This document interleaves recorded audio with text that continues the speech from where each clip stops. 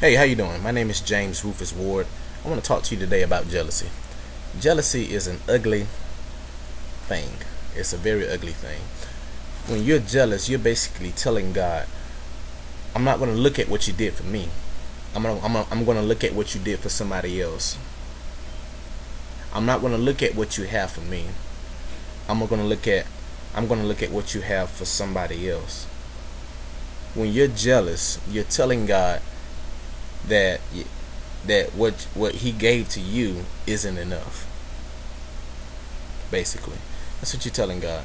When you are jealous of someone, you have actually taken your eyes off of God and what he has for you, and have basically fallen out of love with what God has for you. And if you desire not to be jealous anymore, if you desire not to have a jealous mentality anymore, basically do the opposite of what makes you jealous. And the opposite of the character that makes you jealous is to fall back into love with what God has for you. We all have a vein. We all have uniqueness.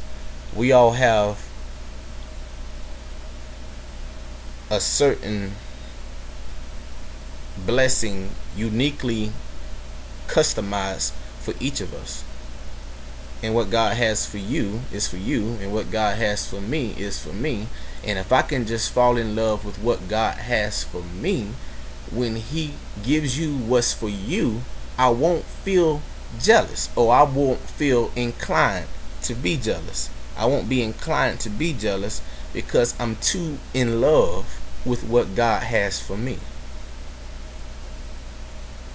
And so if you desire to stop being jealous, just basically tell God, help me to stop feeling jealous, Father God. Help me to fall in love with what you have for me, Father God.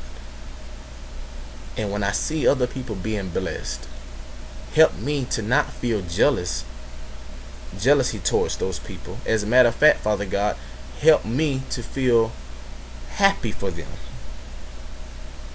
Let me congratulate them genuinely.